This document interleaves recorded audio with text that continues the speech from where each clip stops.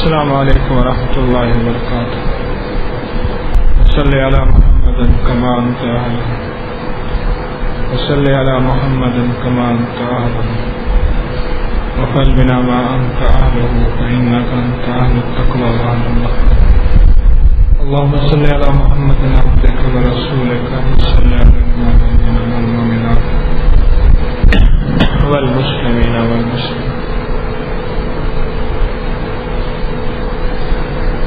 ہر دور میں انبیاء کرام علیہ السلام آتے رہے.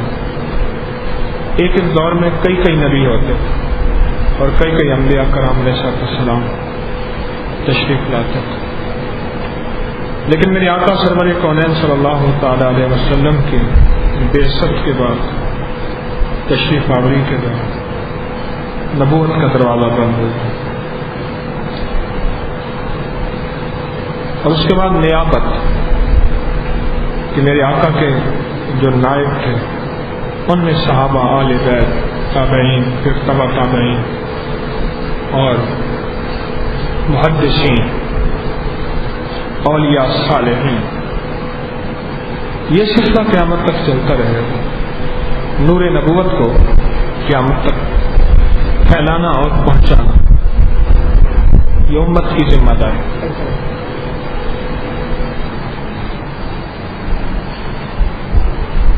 قیامت تک کے لیے یہ نظام اللہ پاک جل شانہ نے چلانا ہے.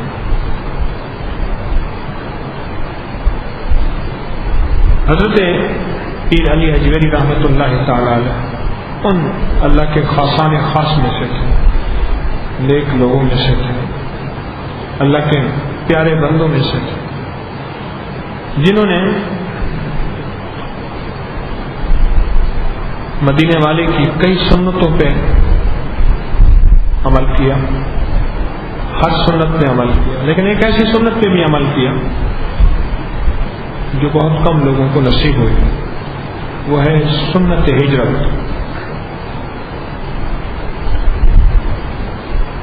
لاہور کے نہیں، افغانستان کے غزنی کے ہیں، صرف خالص لوجہ اللہ، اللہ کے لیے ہجرت، اللہ کے لیے ہجرت. مال دولت چیزیں کچھ مطلوب نہیں، اللہ کے لیے ہجرت.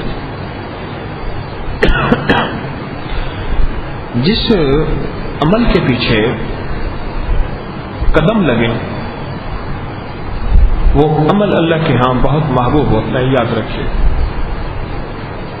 جس عمل کے پیچھے قدم لگے وہ عمل اللہ کے ہاں محبوب ہوتا ہے.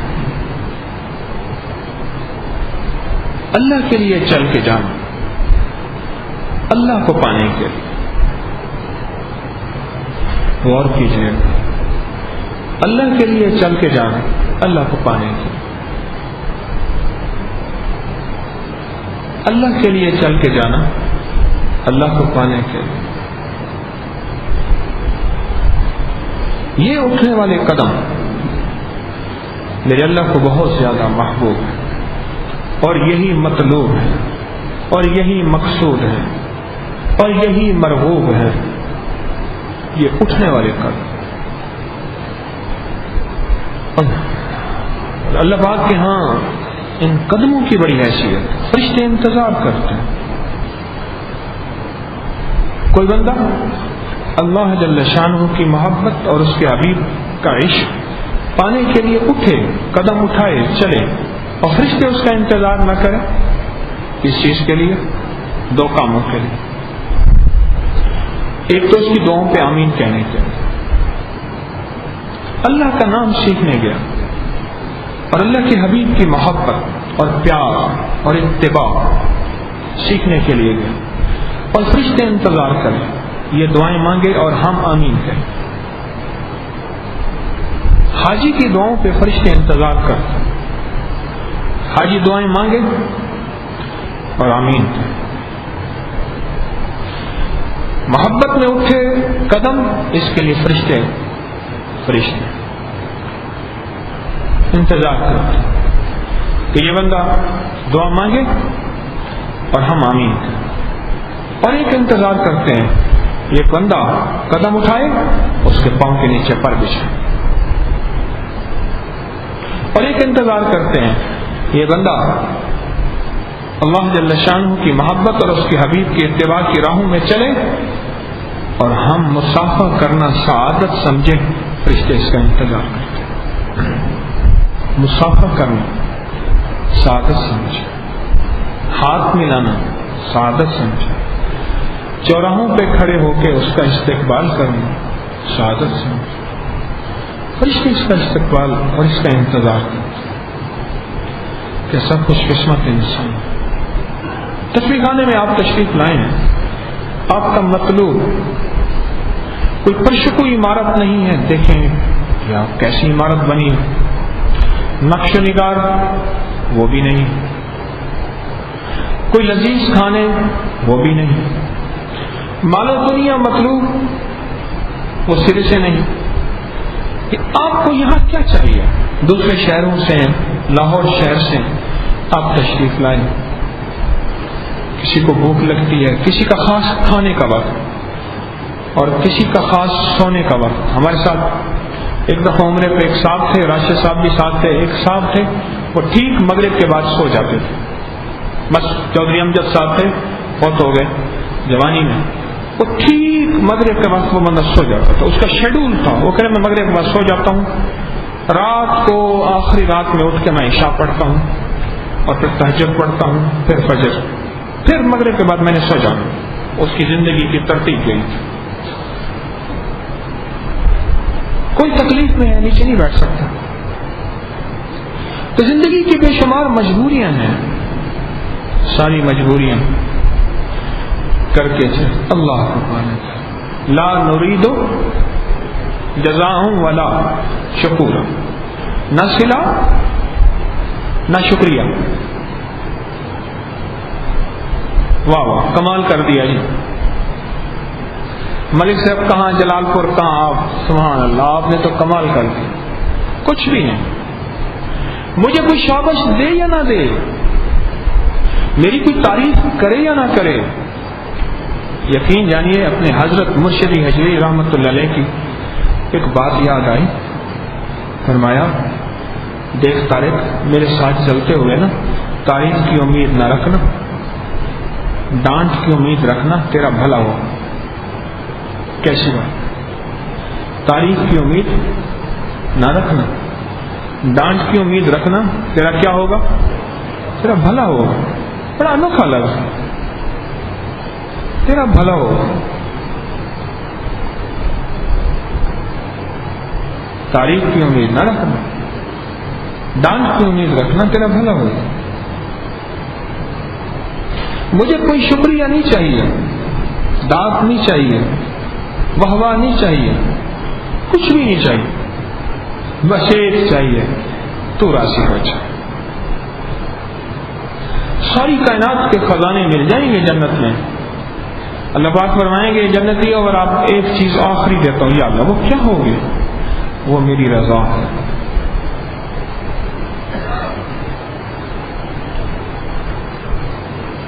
اللہ پاک جل شانہ کی جو آخری نعمت بندے کو ملے گی وہ رضا ملے گی،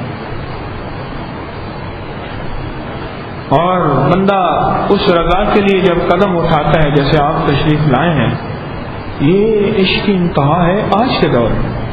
اگر آپ اولین دور کے آدمی ہوتے، میں آپ اولین دور کے، یہ جو قربانی ہے یہ کچھ بھی نہیں تھی، یہ قربانی نہیں ہے، آخری دور کے ہیں۔ جیسے اس دور میں، یہ میری بات غور سے سمجھے، جیسے اس دور میں اللہ اس کے حبیب کے لیے قربانیاں کی جاتی تھیں، آج ویسے ہی اس دور میں مال، دولت، اقتدار اور ترقیوں کے لیے قربانیاں کی جا رہی ہیں، اور آج کے دور میں اگر کوئی تھوڑی سی قربانی بھی اللہ کے لیے کر دے، اللہ کے ہاں اس کی بڑی قیمت ہوتی ہے، بہت قیمت ہوتی۔ دنیا کے اعتبار سے کوئی بندہ اس کو پوچھتا ہی نہیں ہے۔ کیوں کہتے ہیں غریب کو سلام کرو تو اس کے دل سے جواب نکلتا ہے، اس کو پوچھتا ہی کوئی نہیں۔ اس کو وہی ہوش، آپ نے سلام کر دیا، اس کے دل سے جواب نکلے گا. اور مالدار اور حکیم طارق، ہر بندہ میرا رائٹ بندہ ہے، مجھے ہر بندہ سلام کرے، اور اگر اس کو کوئی سلام کر دے تو اس کے اندر سے وہ جواب نہیں نکلے گا. کوئی ہوگا اللہ والا جس کے اندر ہر پل ہر سلام کے جواب میں اخلاص اور خلوص ہو، پانچوں کے لیے برابر نہیں، وہ اس کے اندر سے جواب نہیں نکلے گا. جو اس غریب کے اندر سے نکلے گا، کیوں؟ وہ اپنا رائٹ حق سمجھتا ہی نہیں. وہ تو نہیں سمجھتا کہ مجھے کوئی سلام کرے گا، وہ تو کہتے میں نہیں کرنا ہے نا، تو میری ذمہ ہے سب کو سلام کرنا، میرے ذمہ. اسی طرح جب مال و دولت کے لیے، چیزوں کے لیے مستقل نقل و حرکت اور قربانی بھی اپنی آخری درجے کی اس وقت ہو رہی، اور یہ آخری درجے کی قربانی وہ ہو رہی، آخری درجے کی قربانی وہ ہو رہی جو صحابہ، اہل بیت، اولیاء، محدثین، صالحین نے آخرت کے لیے آخری درجے کی قربانی کی تھی. اور حصول علم کے لیے، علم کون؟ علم نبوت، حصول علم کے لیے اور معرفت الہی کے لیے جو آخری درجے کی قربانی دی تھی، آج وہ آخری درجے کی قربانی ہم دنیا کے لیے دے رہے ہیں. اور آپ جیسے حضرات مخلصین جو یہ قربانی دے دیں کہ اللہ تجھے پانے کے لیے آج حلقے کشف المعجوم میں جا رہے، تسبیح خانے میں جا رہے، جمعرات کے درس میں جا رہے، اور من پل پل من کو ٹٹولا کیوں جا رہے ہیں طارق کی نظر میں. میں نے ایک بندے سے کہا، میں نے کہا دیکھ تو سب سے آخر میں آتا ہے اور گیٹ پہ کھڑا ہو کے مجھے سلام کرتا ہے. اپنے من کو ٹٹولنا میرے لیے آ رہا، اللہ کے لیے آ رہا. اگر تو آ رہا میرے لیے تو پھر نہ آنا تیرے لیے خیر ہے، نہ آنا تیرے لیے خود خیر ہے. اگر تو میرے لیے آ رہا اللہ کے لیے، پھر اللہ کے لیے آ رہا تو اپنے عمل کو اللہ کو دکھا، مجھے نہ دکھا، اللہ کو دکھا. اور کہ مولا اس کا صلہ میں تجھ سے چاہتا ہوں. طارق دے ہی کیا سکتا ہے؟ فقیر کو کیا دے سکتا ہے؟ منگتے کو کیا دے سکتا ہے؟ محتاج کو کیا دے سکتا ہے؟ اللہ دیتا ہے، اللہ دے رہا ہے، اللہ ہی دے گا. لا ملجا ولا منجا من اللہ الا الیہ. یہ حضرت پیر علی حجویری رحمۃ اللہ تعالی علیہ ان مخلصین میں سے تھے جو اللہ کے لیے کر گئے، اللہ کے لیے کر گئے. بڑے آئے، بہت کچھ لکھا، مٹ گیا، ان کا بھی نشان، ان کے قلم کا نشان. آج علی حجویری رحمۃ اللہ علیہ کا نشان بھی ہے، ان کے قلم کا نشان بھی ہے. کیوں؟ اس کے پیچھے قدم تھا. کیا تھا؟ قدم. اس کے پیچھے قدم تھا. یہ ہجرت چھوٹی یا بڑی، اپنے گھر سے چل کے جہاں آنا تو بھی ہجرت، ایک شہر سے دوسرے شہر میں آنا تو بھی ہجرت، ایک ملک سے دوسرے ملک میں آنا تو بھی ہجرت، ہمیشہ کے لیے آ جانا تو بھی ہجرت. ہجرت چھوٹی یا بڑی اللہ کو پسند ہے، میرے اللہ کو محبوب ہے، میرے اللہ کو مرغوب ہے. تو اس لیے اپنے من کو ٹٹولتے رہا کر، خدمت کے نام، عبادت کے نام، درس میں حاضری کے نام، ہر معاملے میں اپنے من کو میں آپ ٹٹولتے رہا.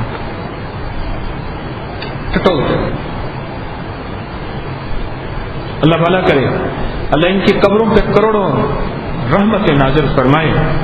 اور یقیناً ہو رہے ہیں. اس دن ہمارے ایک دوائیں لیتے تھے، جڑی بوٹیاں پنساری سے، حاجی غلام رسول رحمۃ اللہ علیہ غریب کی رحمت کرے، ان کا جنازہ تھا حضرت علی حجویری رحمۃ اللہ علیہ کے احاطے میں تربت. میں وہاں جنازے میں گیا عشاء کی نماز کے. جنازے میں کچھ دیر ہوئی، میں وہاں بیٹھا شیخ کی خدمت میں کچھ ہدیہ کرتا رہا اور ایک منظر دیکھتا رہا. کوئی قرآن پڑھ رہا، کوئی تسبیحاں پڑھ رہا، کوئی ذکر کر، کوئی نفل پڑھ رہا. میں نے کہا ایسے، میں نے شیخ کو کہا، میں نے شیخ جو چھوڑ کے گئے تھے وہ مل رہا،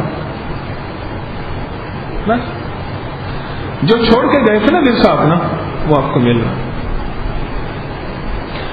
گانا بجانا چھوڑ کے جاتے تو آپ کی مزار پہ گانا بجانا ہوتا. اللہ کا قرآن، نبی کا فرمان صلی اللہ تعالی علیہ وسلم، اور درود السلام اور ذکر اور اعمال اور توبہ اور زاری مخلوق خدا آتی ہے اللہ کا نام لیتی. تو یہ کشف المحجوب جو ہے اس درد سے لکھی ہوئی ایک کتاب ہے اور درد میں ڈوبا ہوا ایک قلم ہے. معلوم ہوتا ہے اس کی سیاہی میں بھی کچھ تھا, اس کی قلم کا تراشتے ہوئے بھی کوئی کیفیت تھی. شیخ نے قلم نہیں تراشا تھا, اس کتاب کے اندر دل تراشے جاتے ہیں, قلم نہیں تراشا. سیاہی والے پین تو تھے ہی نہیں نا, قلم کے اندر ڈبو ڈبو کے کرتا تھا فسلا. شیخ قلمیں تراشتے تھے نا. ہمارے پاس ہم قلموں سے لکھتے تھے, پھر ایک دوسرے کی قلمیں احتیاطاً توڑ بھی دیتے تھے, شرارتاً دباتے سیاہی گرا دیتے تھے.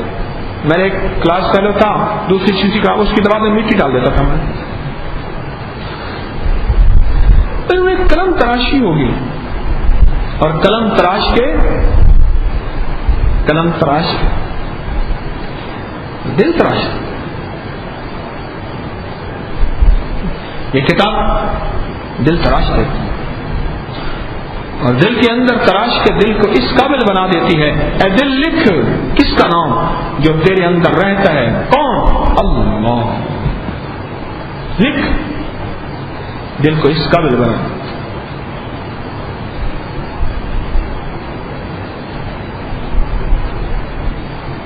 اے دل لکھ,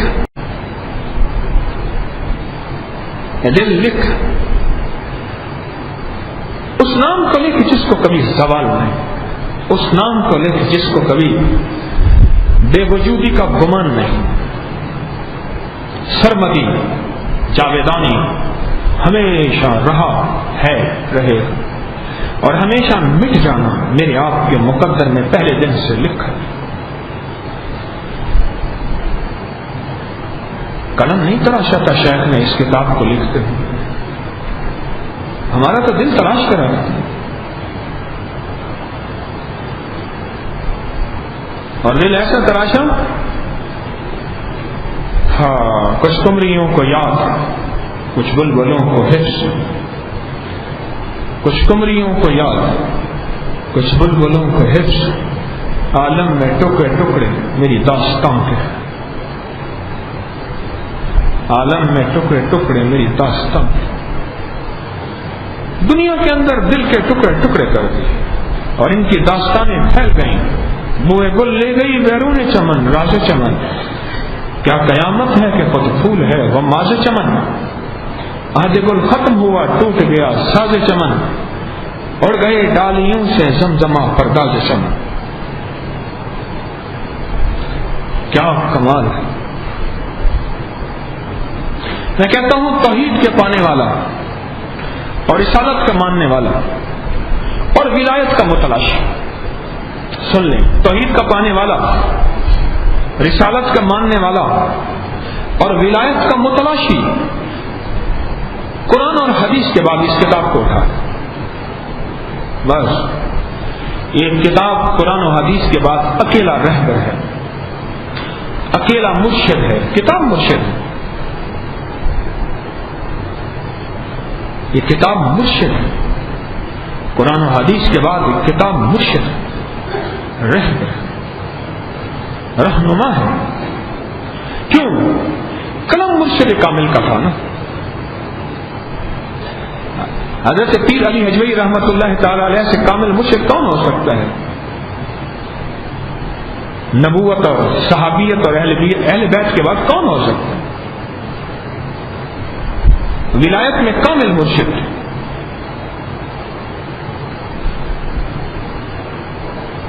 مرشد کامل ایسا ہوگا جڑا لولوں دے وچ وسے ہو, نال نگاہ دے پاک کریندا, نا صابن سجی گھتے ہو. اور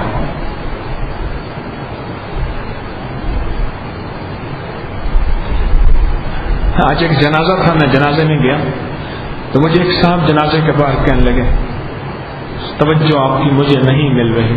تو بس میں نے اسے ایک لفظ کہا, میں نے کہا تو جو لینی پڑتی ہے ملتی نہیں, توجہ لینی پڑتی. وہ ایک صاحب سیاست کے بارے میں بڑوں کی توجہ لینے کا اس کو فن آتا ہے. اس نے کہا جی یہاں پنجاب کے ایک بہت بڑے افسر تھے، کسی شعبے کے آخری افسر، ریٹائر ہو گئے. کہنے لگے میرے والد صاحب کو خوشامد میں، میرے والد صاحب نے PhD کی ہوئی ہے، ڈاکٹریٹ کی ہوئی ہے خوشامد کرنے میں، بڑے بڑے افسروں کی توجہ لینا، بس ان کو فن آتا ہے. پھر اپنی مرضی کا جو کام چاہیں تو توجہ لینی پڑتی.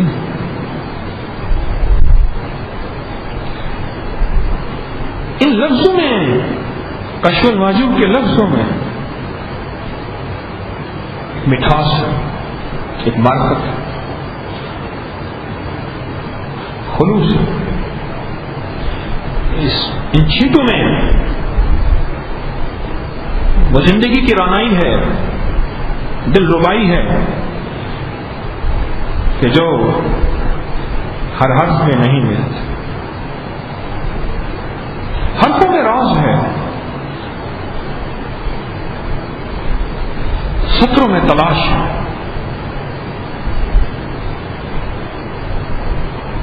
ورق ورق میں تحقیق ہے. کیوں؟ یاد رکھیے، میں کل کتابیں تلاش کر رہا تھا اپنی لائبریری میں، ایک کتاب پہ میری نظر جا کے ایسے ٹک گئی. فوراً میرے اندر خیال آیا، جو صاحب قلم ہوتا ہے نا، اس کے اخلاص کا اثر لفظوں اور حرفوں میں منتقل ہوتا ہے. میں اس لیے عرض کرتا ہوں، اور میرے شیخ بھی فرماتے تھے، ہر کتاب نہ پڑھا. اور مجھے فرمایا ایک دفعہ، میں اصل میں کشف المحجوب چونکہ ہمارا سلسلہ حجویری ہے، میں پڑھ رہا تھا بیٹھا، تو مجھے فرمانے لگے کیا پڑھ رہے ہو؟ حضرت کشف المحجوب.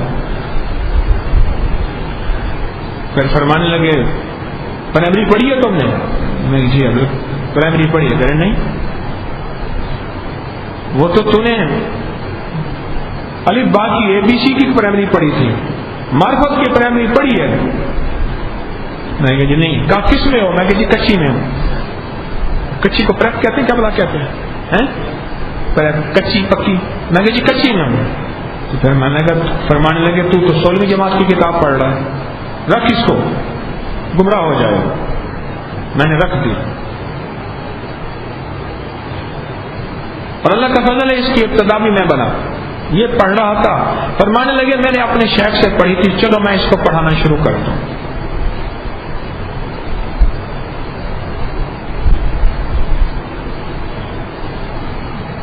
یہ کتاب ایک سبق دے رہی ہے میری آپ کی زندگی میں. کام کرنے ہیں، لیکن اس کے اندر ہر پل اپنے اخلاص پہ تصور کرنا ہے، توجہ کرنی ہے اخلاص کا. میں کیوں کر رہا ہوں؟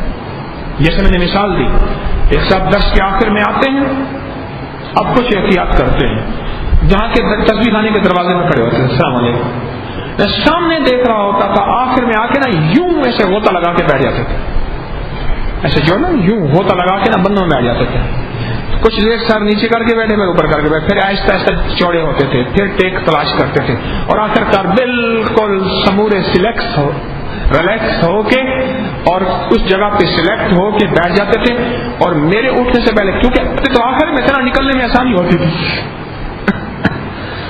میرے اٹھنے سے پہلے دروازے پہ کھڑے ہوتے تھے اور کوشش ہوتی تھی جوتا میں پکڑوں. اور میں نے ان سے یہی عرض کیا، میں نے کہا تیرا نقصان ہو رہا ہے، اس سے بہتر ہے نہ آ. سوچ کس لیے آتا؟ حاضری لگوانے کے لیے؟ کس لیے؟ اگر ہے اللہ کے لیے، پھر تیرا یہ عمل تجھے نقصان دے گا. اپنے ہر عمل میں بھی آپ، اپنی زندگی کی ہر ترتیب میں، وہ خدمت بھی ہے، وہ خدمت ہے، وہ خرچ ہے، وہ عبادت ہے، وہ تسبیح ہے، وہ ذکر ہے، وہ تنہائیوں کی عبادت ہے یا اجتماعی عبادت ہے، کس لیے کر رہا اور کیوں کر رہا. دو چیزیں سب سے آخر میں ملتی ہیں ہر سالک، سدا یاد رکھیے، میں بھی یاد ہوں. سب سے آخر میں دو چیزیں ملتی ہیں اور کسی کو آخر تک بھی نہیں ملتی. وہ کریم ہے، موت کے وقت دے دے اگر طلب سچی ہے تو. اور دو چیزیں سب سے آخر میں ملتی ہیں. کوئی خوش قسمت ہے، وہ کریم ہے، اس کے قانون بھی ہیں، وہ چاہے تو اپنا قانون خود توڑ دے، اس سے کون پوچھے؟ کسی کو پہلے مل جائے، ورنہ عمومی طور پہ دو چیزیں سب سے آخر میں ہر سالک کو ملتی ہیں، ایک تواضع، ایک اخلاص۔ ایک تواضع اور ایک اخلاص۔ اخلاص کہتے ہیں ہر عمل کو اللہ کے لیے کرنا، اللہ ہی کے لیے کرنا، اللہ ہی کے لیے کرنا، نہ داد کی امید، نہ صلے کی امید، نہ شاباش کی امید، نہ واہ واہ کی چاہت، بس اللہ کے۔ یہ کتاب دراصل اس جذبے کے تحت لکھی گئی، اس کتاب کے پیچھے یہی جذبہ کار فرما ہے، اور اللہ پاک نے ان حرفوں کو زندہ رکھا ہو۔ آج بھی وہ قلمی مخطوطہ، یعنی ہاتھ کے لکھے ہوئے وہ اوراق، پرانے ہاتھ کا بنا ہوا وہ کاغذ عجائب گھروں میں موجود ہے، کشف اور موجود۔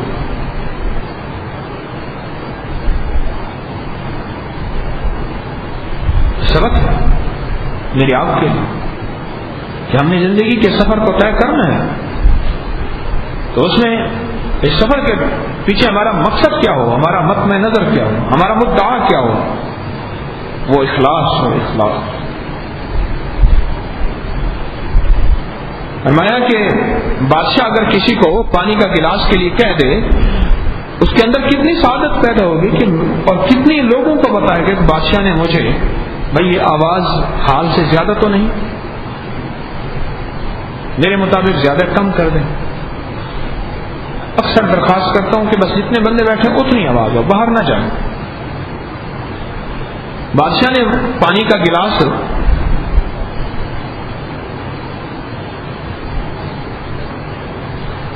تو کتنے لوگوں کو کہے گا؟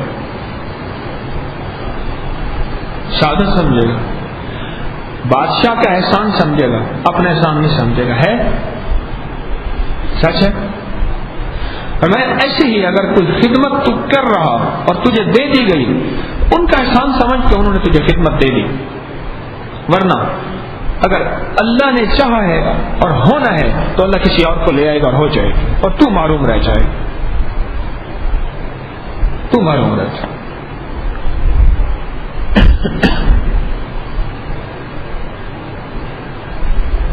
تو معروم رہ جائے۔ تیرا مقصد صرف اور صرف ہو کہ مولا تو راضی ہو جا، اور اس خدمت کے سلے میں مجھے اپنی رضا اور اپنے حبیب کا تعلق اور محبت بس عطا فرما دے۔ مطلوب یہ لا مرغوبی الا اللہ، لا مطلوبی الا اللہ، لا محبوبی الا اللہ، لا مطلوبی لا مرغوبی لا محبوبی الا اللہ، لا الہ الا محمد الرسول۔ مرغوبی بھی، مطلوبی بھی، محبوبی بھی، بس اللہ ہی اللہ۔ یہ کشف المحجوب کا سبق ہے، اس سبق نے آج تک کشف المحجوب کو اور صاحب کشف المحجوب لکھنے والے پیر علی حجویری رحمت اللہ علیہ کو آج زندہ رکھا ہو۔ بولیا سی مرنا نہیں، گور پیا کوئی ہو، بولیا اسی مرنا نہیں، ان کو زندہ رکھا ہو۔ اس کے پیچھے وہ اخلاص تھا، اس کے پیچھے وہ قبولیت کا فکر تھا۔ کون سی قبولیت؟ عند اللہ، اللہ کی بارگاہ میں بار بار اپنی نیتوں کو ٹٹولنا تھا۔ وہ ایک غم تھا، ایک فکر تھا، اس فکر پہ اللہ عطا فرما رہا تھا، اس غم پہ اللہ عطا فرما۔ او بڑا کریم مولا ہے، اندر اندر جو راز و نیاز ہوتے ہیں نا، وہ عرشوں کو جا کے ہلا دیتے۔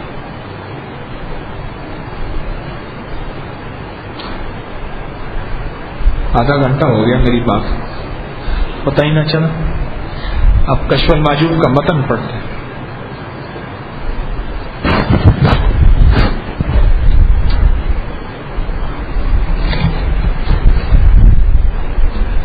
بس ڈرنے والا ہمیشہ کوشش کرتا رہتا ہے کہ وہ خطرے کے مال سے دور رہے، اس کوشش میں طالب کو دو خطرے پیش آتے ہیں، ایک لوگوں کے حجاب کا خوف، دوسرا اس فعل کا روکنا جس کی وجہ سے انہیں اسے گناہگار سمجھنا، اس پر ملامت کی۔ اس امر کے متعلق جو لوگ اسے کہیں دنیا و حق کا جھگڑا لوگوں سے منقطع کر دے، بلکہ دل کی نجات کے لیے ایسا کام کرے جو شریعت میں نہ کبیرہ ہو نہ صغیرہ، لوگوں کو اس کو رد کریں، لوگ اس کو رد کریں، یہاں تک کہ اس کا خوف معاملات شریعت میں قدریوں کے خوف کی طرح اور معاملات کرنے کے معاملے میں اس کی بخشش کی امید، اور حقیقت میں کس چیز کی محبت ملامت سے بہتر نہیں ہوتی۔ اس لیے دوست کی ملامت کا دوست کے دل پر اثر نہیں ہوتا، اور دوست کا دوست کے کوچے کے سوا کہیں گزر نہیں ہوتا، اور اغیار کا دوست کے دل میں خیال تک نہیں آتا۔ جیسے ایک عاشق صادق دوست اللہ پاک کو مخاطب کر کے فرماتے ہیں، میں ملامت کو تیری محبت میں لذیذ محسوس کرتا ہوں، کیونکہ ملامت عاشقان الہی کا باغ اور دوستان حق کی سرگاہ اور مشتاقان خدا کی راحت اور طالبان حق کی خوشی، اور دونوں عالم جن و انس میں صرف یہی گروہ دل کی سلامتی کے لیے اپنے بدن کی ملامت اختیار کرنے سے مخصوص ہے اور مقرب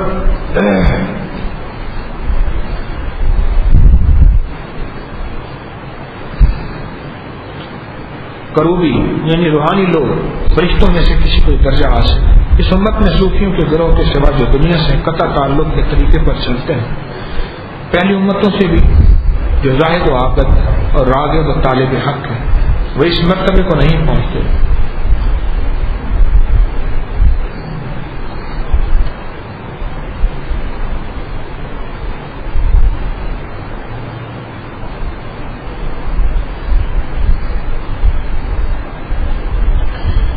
ایک بات اس میں عجیب و غریب شیخ نے فرمائی ہے،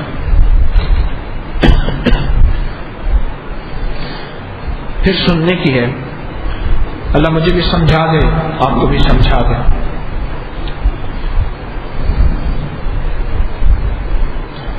دوست کی ملامت کا دوست کے دل پر اثر نہیں ہوتا، دوست کا دوست کے کوچے کے سوا کہیں گزر نہیں رہتا، اغیار کا دوست کے دل میں خیال تک نہیں آتا۔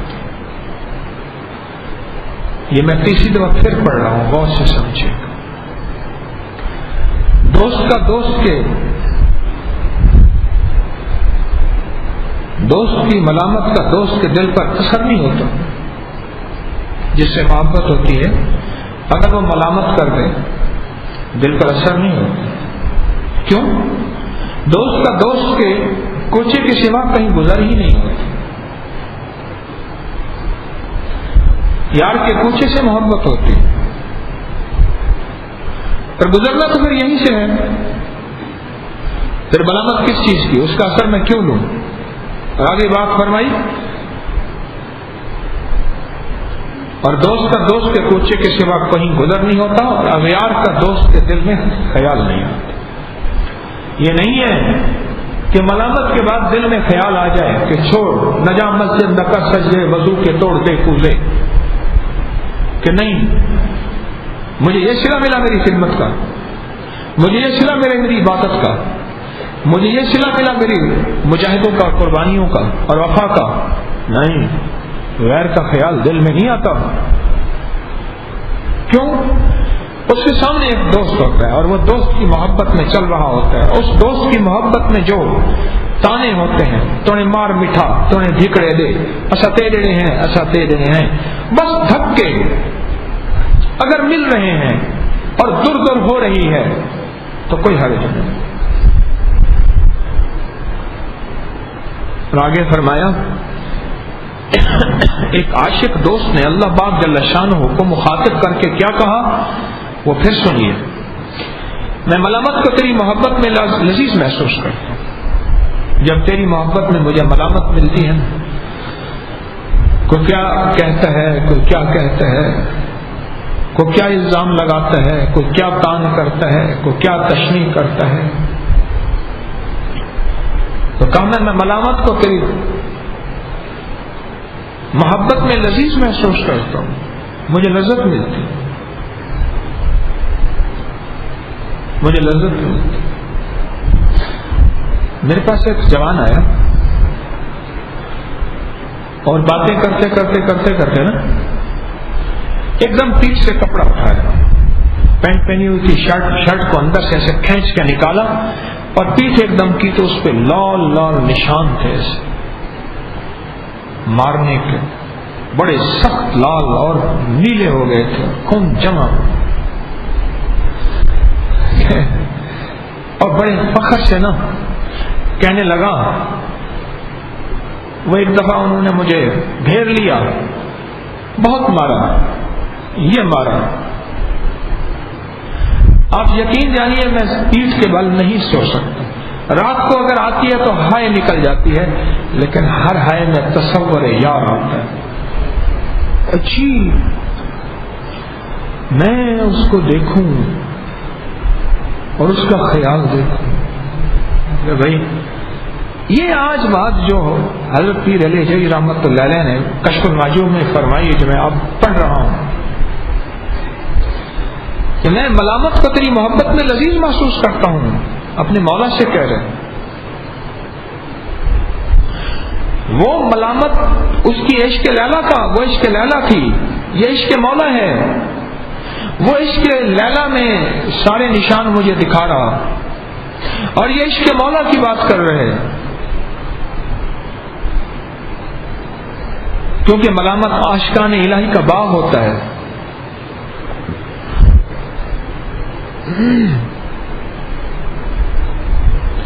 ملامت عاشقان الہی کا باغ ہوتا ہے، عاشقان الہی کا باغ ہوتا ہے، دوستان حق کی سیرگاہ ہوتی ہے، سیرگاہ میں بندہ خوش ہوتا ہے یا پریشان رنجیدہ ہوتا ہے؟ خوش ہوتا ہے۔ میں شاہی قلعے میں موتی مسجد سے واپس آیا تو ایک سکھ کو دیکھا بورڈ کے ساتھ بیٹھا ہوا، کہنے لگا اس بورڈ کے اوپر جو لکھا ہوا ہے مٹا ہوا ہے، آپ کی حکومت اس کو لکھتی نہیں؟ میں کیا پڑھا، میں پڑھا تھا کی پڑھائے دیتے باپا بیٹھا تھا، سکھ انڈیا سے آیا ہوا تھا، اور کہنے لگے میں کیا پڑھوں، میں نے کہا آپ نے کیا پڑھنا ہے؟ کہنے لگے رجیت سنگھ کا تصور، کہنے لگا یہاں ہمارا بھی کچھ پڑا ہوا ہے، وہ ریلیکس بیٹھا تھا، خوش بیٹھا تھا، اسے شکوہ بورڈ کی لکھائی کا تھا کہ مٹا ہوا ہے، تاریخیں لکھی ہوئی ہیں نا جگہ جگہ کی۔ دوستان حق کی سیرگاہ اور مشتاقان خدا کی راحت ہوتی ہے ملامت، اور طالبان حق کی خوشی ہے، جو حق کے طالب ہیں ان کو خوشی ہوتی ہے۔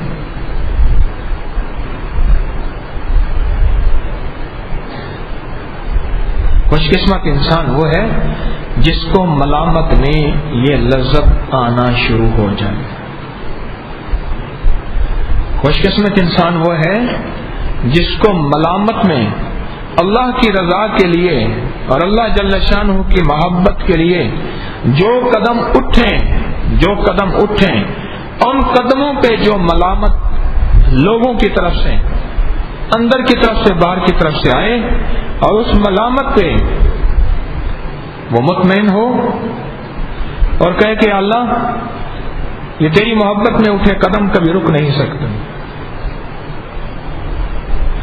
طوفان ٹکرا جائیں، آندھیاں مجھے لپیٹ لیں، اور سارے جہان کی محبتیں مجھے متوجہ کریں یا مصیبتیں مجھے گھیر لیں، لیکن جو قدم اٹھیں اب رک نہیں سکتے۔ یہ سچ ہے؟ کیا خیال ہے؟ سچ ہے؟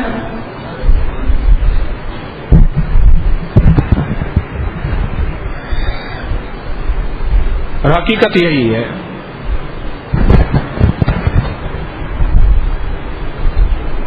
وہ خوش قسمت انسان جس دور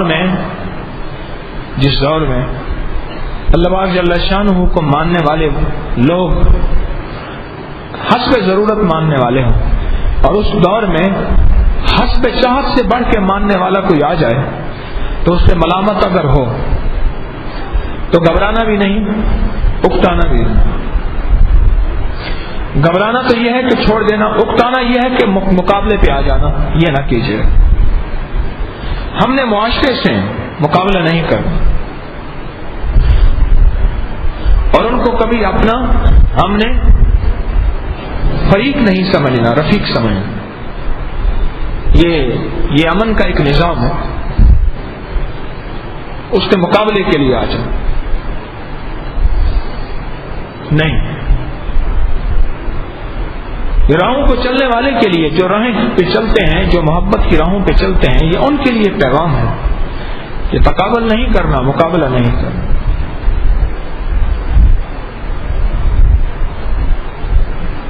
آپ خوش قسمت ہیں، عاشقان حق ہیں، آپ خوش قسمت۔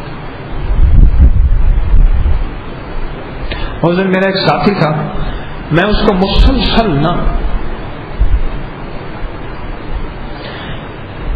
مسلسل مشورے دے رہا تھا، یہ کرو یہ کرو یہ کرو، ایک کے بعد دوسرا، دوسرے کے بعد تیسرا، آخر اکتا کے 2-3 بول بولے کہ کام پہ کام چڑھایا جا رہا ہے اور گاڑی 120 کی سپیڈ پہ چل رہی ہے۔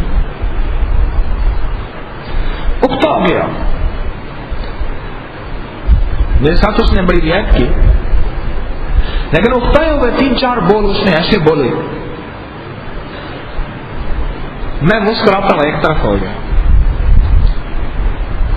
کوئی بات نہیں، برتن پکا ہو جائے گا۔ میں اصل میں اس پہ کام چڑھائے جا رہا تھا، یہ کرو یہ کرو یہ کرو، ایک سنبھلتا نہیں تھا دوسرا ڈال دیتا تھا، دوسرا سنبھلتے تیسرا ڈال دیتا۔ تو اس نے جھنجھلاہٹ اور اکتاہٹ میں جو بول بولے، وہ بیچارہ مجبور تھا۔ یہ حال آئیں گے، حال آئیں گے، راہ چلتے ہوں کو آئیں گے، ساتھ رہنے والوں کو آئیں گے، آئیں گے،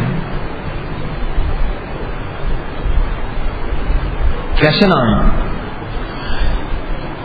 ملامت کبھی اندر سے کبھی باہر سے، اکتاہٹ کبھی اندر سے کبھی باہر سے، کبھی زمانہ کہے گا، کبھی اندر کہے گا، کبھی نفس کہے گا، کبھی شیطان کہے گا، کبھی خیال کہے گا، کبھی چاہت کہے گی، ساری چیزیں ٹوٹیں گی۔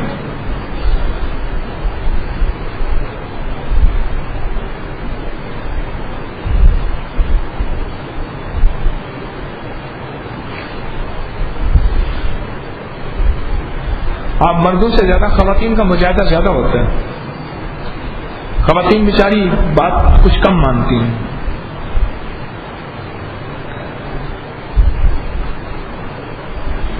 مجھے اسی جمعرات کو اطلاع ملی کہ 3 خواتین ایسی ہیں جو بہت زیادہ چیخو پکار میں مبتلا تھیں۔ میں نے کہا ان کے لیے دعا کریں، اللہ انہیں صبر دے دے، اور حکیم طارق کے لیے دعا کرے، اللہ اسے صبر دے دے کہ اتنے کام نہ چڑھائے ایک دوسرے کے اوپر۔ 3 خواتین بہت زیادہ چیخو پکار میں مبتلا تھی، نہ یہ دیکھا آنے والے کو، نہ جانے والے کو، نہ اٹھنے والے کو، نہ بیٹھنے والے کو، کچھ نہیں دیکھا، بس اپنا غصہ نکالا اور یوں گئے اور وہ گئے۔ انہوں نے کہا جی ان کو ذرا آپ مہربانی کریں کہ ان کو ذرا جو خدمت کرنے والی خواتین ہیں اس سے ان کو اجازت دے دیں۔ میں کہا نہیں، ہم سب تربیت میں ہیں، ہم سب سیکھنے والے ہیں۔ یہ ملامت کے اندر سے توڑ پھوڑ ہوتی ہے ملامت، اور ملامت کے مختلف انداز ہیں، کبھی مزاج کے خلاف، کبھی چاہت کے خلاف، کبھی لفظوں کی ملامت، کبھی خاموش ملامت، میری منشا کے خلاف مطابق کام ہی نہیں ہوا۔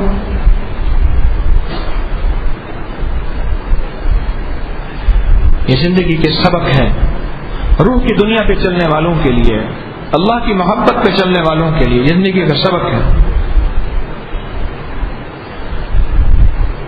اور ہم زندگی کے سبق پہ اگر چلیں گے زندگی بہترین لاجواب بن جائے گی۔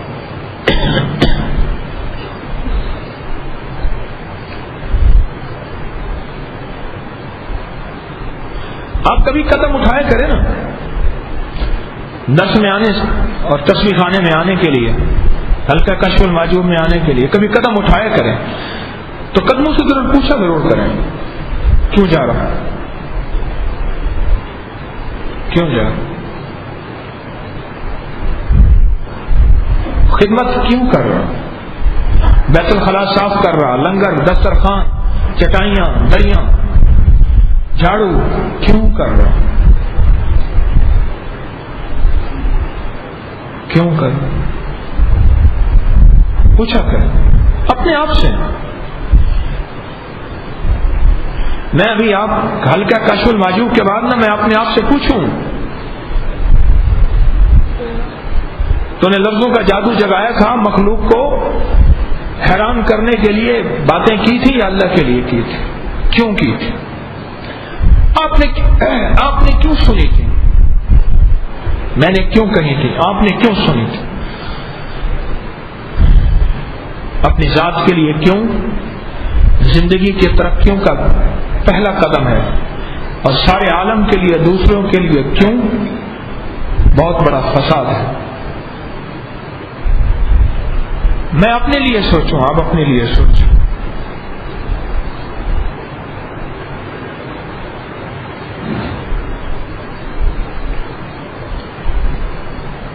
میں کیوں آیا؟ میں نے یہ کام کیوں کیا؟ سن لیں. اگر آخری قبولیت چاہتے ہیں نا، مقبولیت کا آخری راز چاہتے ہیں، تو آج یہ میرے ہاتھ میں کشف المعجوب ہے، اس کتاب سے سبق لے لیجیے. کیوں؟ یہ مخلوق کا کلام ہے، خالق کا کلام نہیں. قرآن کس کا کلام؟ ہاں، خالق تو ہے ہی مخلص. مخلوق مخلص بھی ہو سکتی ہے، ریاکار بھی ہو سکتی ہے. یہ مخلوق کا کلام ہے. کلام سے مراد لکھے ہوئے لفظ، الفاظ، بول. کلام سے مراد یہ لے رہا ہوں. یہ مخلوق کا کلام ہمیں ایک سبق دے رہا ہے کہ 1000 سال ہوئے، نظام آیا گیا، بادشاہ آئے گئے، حکومتیں آئی گئیں، ایسے ایسے ناقابل تسخیر قلعے بنائے، ایسی ایسی سرنگیں بنائیں کہ بس، اور ایسی ایسی کمال کی چیزیں عقل دنگ رہ جائے. لیکن یہ کتاب ایک سبق دے رہی کہ دنیا میں رہنا ہے تو مخلص بن کے رہنا ہے، اور ملامت کو برداشت کرتے ہوئے زندگی کا سبق اور زندگی کی منزلوں کو طے کرنا ہے. ایسے نہیں. یہ کتاب ہمیں ایک سبق دے رہی، اور آج ہمارا جو کتاب بھی سبق دے رہی، اور اندر کا جو سبق کا موضوع ہے وہ بھی ملامت میں چل رہا ہے. کیوں؟ پیر علی حجوی رحمت اللہ تعالی علیہ اس منزل سے، ان راہوں سے نکلے تھے. انہیں پتہ ہے کہ ان راہوں پہ چلتے ہوئے ملامت سے واسطہ پڑے گا، واسطہ پڑے گا. اور ایک بات غور سے سن لیجئے اللہ والو، ہاں، ملامت کا واسطہ زیادہ اسی کو پڑے گا جو کرے گا. جو کرے گا ہی نہیں، ملامت کس چیز کی؟ اور کرنے میں غلطیاں، اور نہ کرنے میں کوئی غلطی، اور کرنے کی 100 غلطیاں قبول لیکن کرتا رہے، نہ کرنے کی ایک غلطی بھی قبول نہیں، کیونکہ نہ کرنا خود ایک غلطی ہے، اور کرنا 100 غلطیاں اس میں آتی ہیں.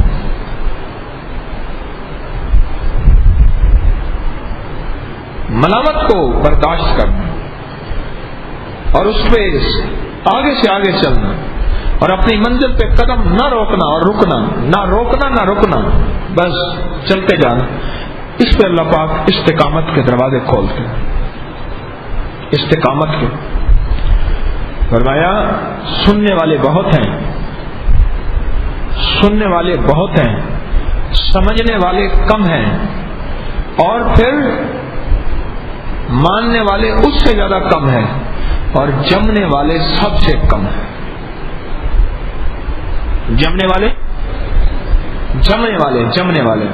جمنے سے مراد استقامت، جم کے چلنا.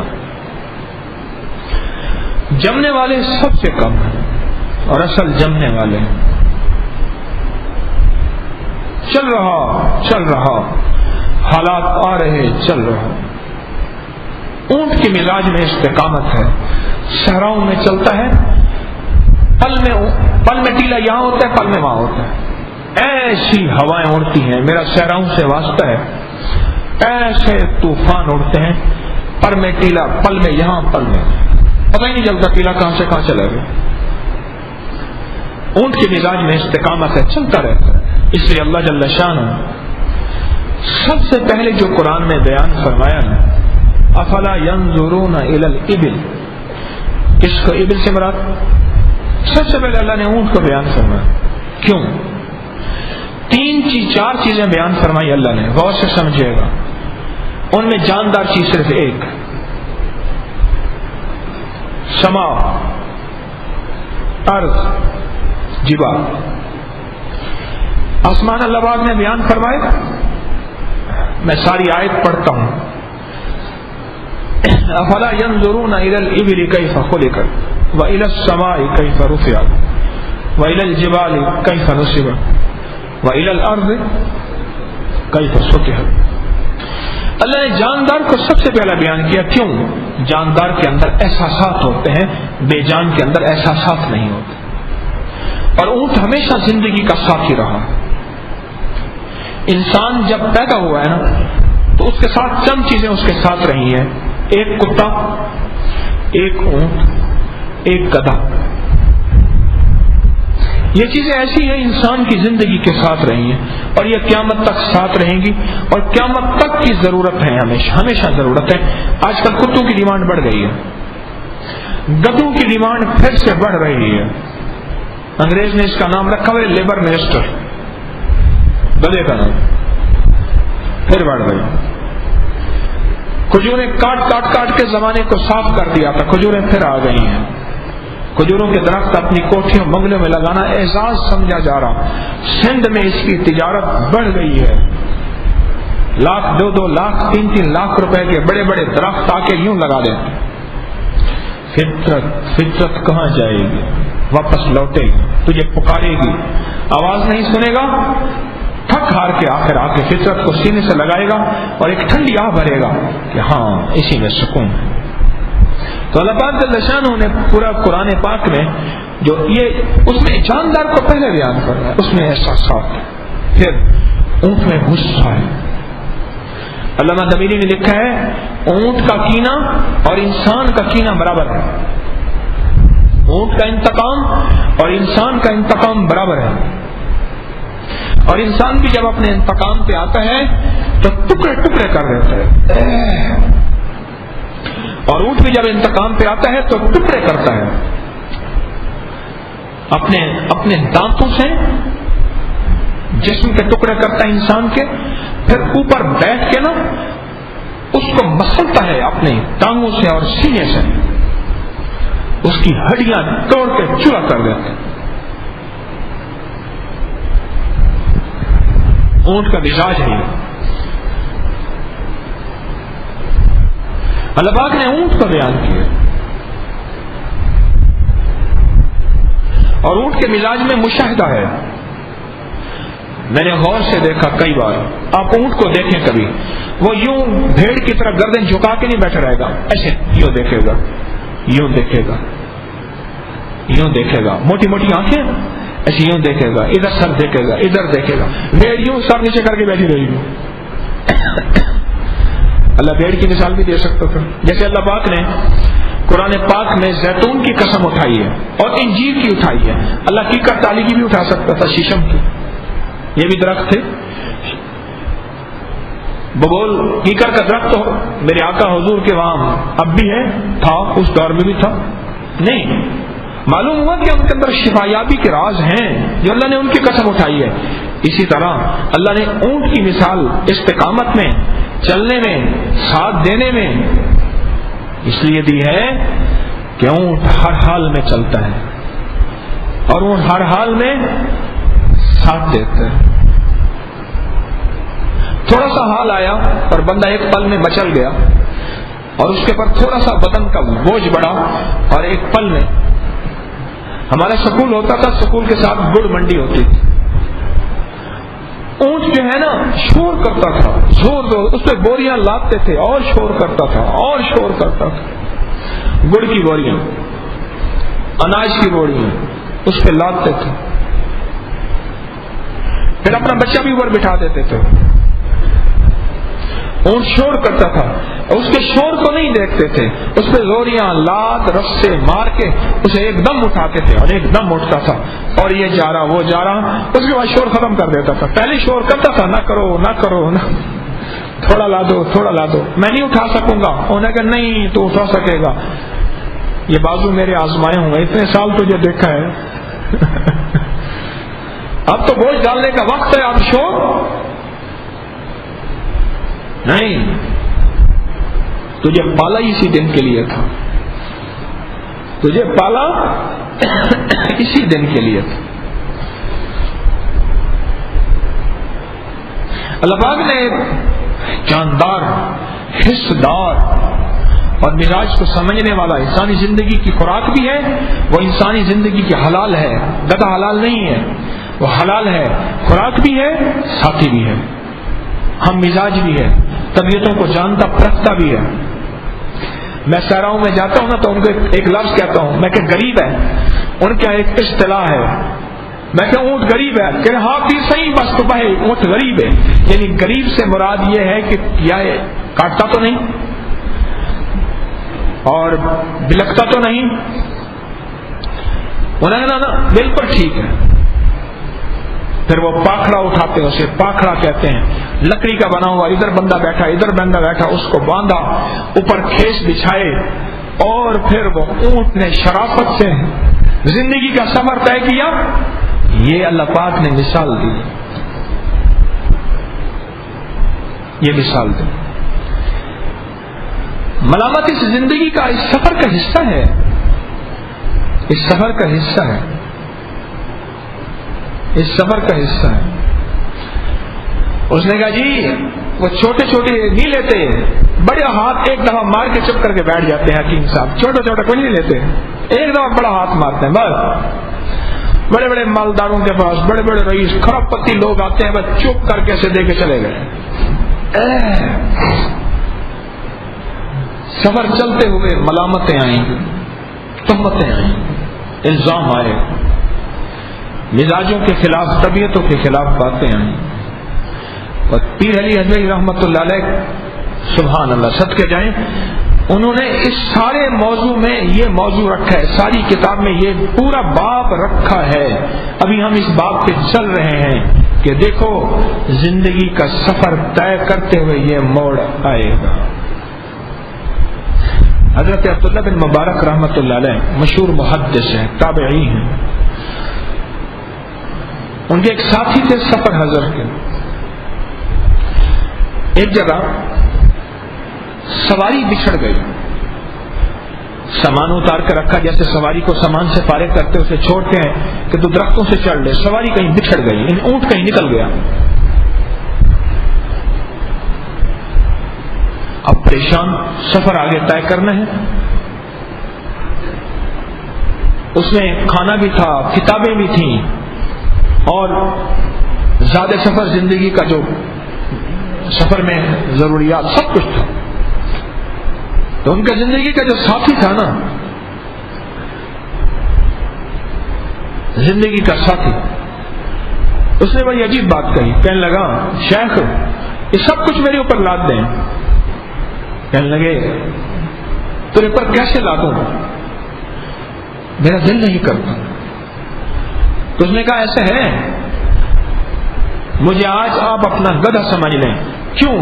اتنا عرصہ جو آپ کے ساتھ رہا ہوں، اور اتنا عرصہ آپ کے ساتھ رہ کے، اور اتنا چیزیں میں آپ کے ساتھ میں نے کھایا پیا، اور آپ کی عنایات مجھ پہ رہی، یہ تھی آج کے دن کے لیے۔ کس دن کے لیے؟ آج کے دن۔ آج کے دن میں اگر میں گھبرا گیا تو پھر میں آپ کا ساتھی کس بات کا؟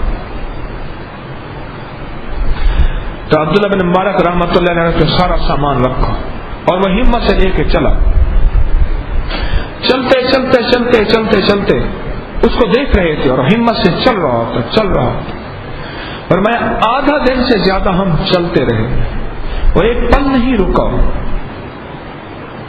شاہی آدمی کا شاہی ساتھی تھا، شاہی غلام تھا، نہیں رکا۔ قدرت خدا بھی آگے دیکھا تو سواری آگے کھڑی تھی، وہ چلتے چلتے چلتے آگے نکل گئے، اس کا رخ بھی اسی طرف جس طرف ہماری منزل تھی، اللہ کا نظام۔ تو ایک دم میری ہائی نکلی وہ سواری، اسے سمجھ آئی کہ شاید یہ میرا احساس کر رہے ہیں۔ فرمانے لگے نہیں آقا میں ابھی نہیں تھکا، میں تر و تازہ ہوں، مجھے آپ کا فکر ہے، آپ سواری پہ سوار ہوتے، میرا جی چاہتا ہے آپ بھی میرے اوپر سوار ہو جائیں۔ میں نہیں، میں نے دیکھا کہ وہ سواری سامنے آ گئی ہے، وہ رونے لگ گیا۔ اب کیوں رویا؟ اس خوشی سے کہ سواری مل گئی؟ کہا نہیں، میں اس غم سے رویا کہ ملی کیوں؟ واہ، اس غم سے رویا ملی کیوں؟ کہا کیوں؟ کہا بڑی مدت سے میں نے چاہا تھا کہ آپ مجھ پہ کچھ بوجھ ڈالیں، اور بوجھ بھی ایسا ہو جو میری طاقت سے زیادہ ہو، اور میں اس بوجھ کو آپ کے لیے برداشت کروں اور اف نہ کروں، نہ کروں۔ اور آپ کی جو عنایات اتنے عرصہ سے مجھ پہ ہیں، میں شاید ان کا شکریہ ادا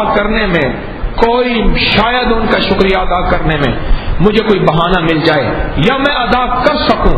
میں بہت عرصے سے یہ چاہت رکھ رہا تھا، اور آج مجھے بڑے عرصے سے یہ چاہت ملی ہے، بڑے عرصے سے چاہت۔ اور جب مجھے پتا چلا نا کہ اپنے آپ کی، میں نے سمجھا کہ شاید یا تو مجھ سے غلطی ہوئی یا پھر آپ نے میرا احساس کیا۔ میں نے اپنے احساس کا فوراً جواب دیا، لیکن پتا چلا کہ میری بدقسمتی کی سواری مل گئی۔ کیوں؟ میں نے تو آپ کا ساتھ دیا ہی آج کے دن کے لیے تھا کہ میرے اوپر بوجھ ڈالیں۔ ساتھی ہوتا کس لیے؟ ساتھی کو پالا کس لیے جاتا ہے؟ ساتھی کو زندگی کا ساتھی بنایا کس لیے جاتا ہے؟ اور ساتھی کو زندگی میں ساتھ لے کے چلا کس لیے جاتا ہے؟ اس لیے چلا جاتا ہے کہ وہ آج کے دن کا بوجھ برداشت کرے، اور آج کے دن کے بوجھ کی چاہت کرے، اور اس کو کما حق کا لے کے چلے کہ کوئی اس سے اوپر سے چیز گرے نہیں، گھبرائے نہیں، شکوہ نہ کرے، بلکہ کہے آپ کا شکریہ کہ حق تو یہ ہے کہ حق ادا، بس حق یہ ہے کہ میں حق ادا نہ کر سکوں، اور ہر ملامت کو اپنے لیے سعادت سمجھے۔ زندگی کا یوں سفر ہم نے طے کرنا ہے، یوں سفر ہم نے طے کرنا ہے۔ بڑا مبارک سفر ہوگا اگر ہم یوں طے کر لیں گے۔ اللہ پاک اس سفر کے میں اپنی مدد فرماتے ہیں۔ تھوڑے سے حالات آتے ہیں بعض اوقات، آتے اس لیے ہیں کہ بندے کو آزمانے کے لیے، لیکن بندہ اگر استقامت سے چلتا رہے اللہ اس کے لیے پھر راہیں کھولتے ہیں۔ قرآن میں اللہ فرماتے ہیں نا، والذین جاہدوا فینا لنہدینہم سبلنا، قربانیاں آئیں گی، ملامتیں آئیں گی، اندر باہر کی بے چینیاں، بے کلیاں، بے قراریاں آئیں گی، لیکن چلتے رہنا، پھر میں تمہارے لیے خود راہیں کھولوں گا۔ اللہ سچا، اللہ کا وعدہ سچا، تو میرا اللہ کہتا ہے چلتا رہے قربانیوں پہ، جہادوں، مجاہدے، سیکریفائس، قربانیاں، چلتا رہے استقامت سے، پھر میں تیرے لیے خود راستے کھولوں گا۔ جو اللہ نے یہ وعدہ کیا ہے کیا وہ اپنا وعدہ پورا نہیں کر کے دکھائے گا؟ انشاءاللہ کر کے دکھائے گا، انشاءاللہ کر کے دکھائے گا، انشاءاللہ کر کے دکھائے گا۔ کیوں؟ آج کے دن کے لیے، آج کے دن کے لیے قربانی قریب ہے، تو اس حوالے سے ایک بات یاد آئی، عرض کرتا جاؤں۔ دو کیفیتیں ہوتی ہیں، دو کیفیت۔ جس جانور کو پالا جائے ایک اس کی کیفیت ہوتی ہے، ایک جانور کی کیفیت، ایک انسان کی کیفیت۔ اس لیے فرمایا بہترین قربانی وہ ہے جس میں سب سے زیادہ اجر ہے کہ انسان اس کو پالے، اپنا دوست بنائے، اپنے سے انس بڑھ جائے، اور پھر اس کو اللہ کی محبت میں چھری دے دے۔ ایک تو کیفیت مالک کی ہوتی ہے، مالک انسان کی، یقین جانیے چھری نہیں پھرتی، اسے اتنی محبت ہو جاتی ہے.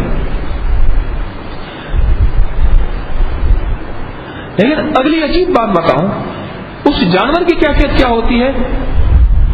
فرمایا قربانی کے ہر جانور کو احساس ہوتا ہے مجھے کس لیے پالا گیا، احساس ہوتا ہے. قربانی کے ہر جانور کو احساس ہوتا ہے مجھے کس لیے پالا گیا، احساس ہوتا ہے. جب میرے آقا سرور کونین صلی اللہ تعالی وسلم نے اپنے ہاتھ مبارک سے قربانی کی تھی نا، ہر اونٹ دوسرے اونٹ سے بڑھ کے گردن آگے کر رہا تھا کہ یہ چھری میرے اوپر لگے اور آقا کے دست مبارک سے میں ذبح ہو جاؤں، اور آقا کا ہاتھ مبارک اور میں تڑپوں اور میرے خون کے فوارے پھوٹیں. بس ہر جانور کو پتہ ہوتا ہے، اللہ پاک اس کے دل میں القاء کر دیتے ہیں، الہام کر دیتے ہیں. جانور کیوں فرمایا جانور کے سامنے چھری تیز نہ کرو؟ کیوں فرمایا جانور کو جانور کے سامنے ذبح نہ کرو؟ کیوں فرمایا جانور کے سامنے بھی گناہ نہ کرو؟ ہاں، جانور کو احساس ہے، وہ صرف زبان نہیں رکھتا، احساس رکھتا ہے زبان. اور قربانی کا جانور کو علم ہوتا ہے، علم ہوتا ہے. اور جس صبح اس کو یا جس رات کو جس لمحے اس کو ذبح ہونا ہوتا ہے نا، ذبح ہونا ہوتا ہے، اس وقت اس کا احساس بڑھ جاتا ہے اور اس کی کیفیات بڑھ جاتی ہیں. کیوں؟ کہ میں وہ جانور ہوں جو اس سنت پہ عمل کے لیے لایا گیا ہوں جو سنت ابراہیمی ہے، اور میرے لیے اتنی بڑی سعادت کہ میں قربانی کے جانور کے طور پہ قبول ہو رہا ہوں. ہاں، اتنی بڑی سعادت. یعنی جانور پہ اگر چھری پھرے اور اس کو قربانیاں آئیں تو وہ بھی سعادت سمجھے، ہم جانور سے کم تو نہ ہو جائیں. کہ اگر ہمارے اوپر کوئی قربانی آئے اور ہمارے پر کوئی مجاہدہ آئے اور ہمارے پر کوئی ملامت آئے تو ہم ایک ہی پل کے اندر اپنی طبیعت، اپنا مزاج، اپنی چاہت، اپنا لہجہ ہی کھو بیٹھے، اپنے فیصلے اور سوچنا شروع کر دیں، اپنی زندگی کے تانے بانے کہیں اور جوڑنا شروع کر دیں. تو اس لیے ہر قربانی کا جانور خوش ہوتا ہے، اس کے اندر روح مچلتی ہے، اس کے اندر روح مچلتی ہے کہ کس وقت ہو اور میرے اوپر چھری پھرے اور کہنے والا کہے بسم اللہ اللہ اکبر، چل اللہ اکبر. بس اس لفظ کے سننے کے لیے وہ بے قرار ہوتا ہے اور اپنی گردن جھکا دیتا ہے، اور اپنی گردن پہ چھری پھرتے ہی اس کی روح تڑپتی ہے کہ بس اب کب نکلوں اور اللہ کے سامنے یہ تحفہ لے کے جاؤں کہ مولا میں وہ زندگی ہوں جو تیرے لیے چھری پھری تھی، لیکن پھری اس لمحے کے لیے تھی جس لمحے میں ابراہیم اور اسماعیل علیہ السلام کی آزمائش ہو رہی تھی. میں وہ ہوں، میں وہ ہوں، میں وہ ہوں. اللہ سبحان، میں وہ ہوں. اور وہ روح جا کے اللہ کے سامنے پیش ہوتی ہے اور اللہ کے سامنے جا کے اپنی سرخ روئی کہ مولا یہ قربانی میری قبول کی جائے، آپ کے نام پہ، آپ کے نام پہ میں نے ذبح ہونا اپنے لیے سعادت سمجھا. کیا سمجھا؟ سعادت سمجھا. آپ کے نام پہ ذبح ہونا اپنے لیے سعادت سمجھا.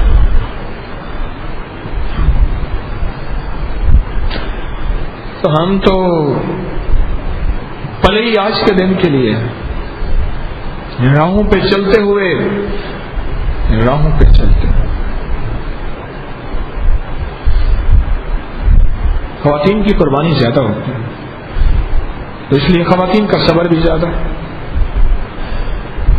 آج کے درس میں خدمت کرنے والی اگر خواتین ہیں تو ان سے یہی درخواست کریں کہ اپنے حوصلے اور صبر بڑھائیں.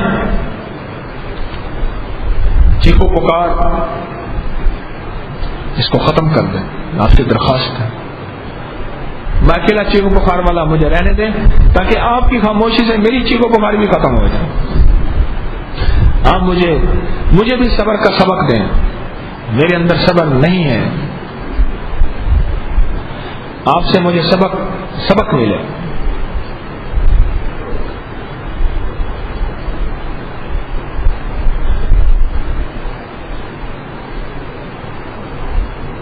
میرے پاس بے شمار خواتین ایسی، کیوں آئیں؟ درس میں ہم نہیں آئے، کیوں نہیں آئے؟ فلاں نے ہمیں غلطیاں، اور انہوں نے ہماری غلطی کی سزا ایسی دی، ہمارا کچھ نہ چھوڑ۔ ایسا نہ کریں، خواتین سے درخواست کروں۔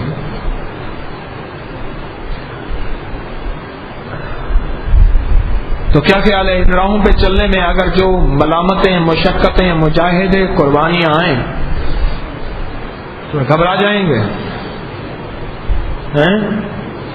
اللہ والے گھبرا تو نہیں جائیں گے؟ اور اگر ان راہوں پہ چلتے ہوئے دنیا مل جائے یا روحانیت، نورانیت مل جائے تو اترا تو نہیں جائیں گے؟ یہ بڑا مجاہدہ ہے، نہ ملنا مجاہدہ نہیں ہے، مل جانا بڑا مجاہدہ ہے۔ روحانیت مل گئی، نورانیت مل گئی، مراقبہ کھل گیا، ہاں لاہوتی ملاکوتی سیر ہو گئی، کائنات کا نظام اللہ نے سمو کے آنکھوں کے سامنے، آنکھوں کے پردے ہٹا کے دل کے پردے اللہ نے کھول دیے۔ یہاں بڑا مجاہدہ ہے، بلکہ قربانی ہے۔ مل جانے پہ اترانا نہیں، نہ ملنے پہ گھبرانا نہیں، پھر سبق زندگی کا ملتا رہے گا اور انشاءاللہ منزلیں طے کرتے رہیں۔ ٹھیک ہے اللہ والو،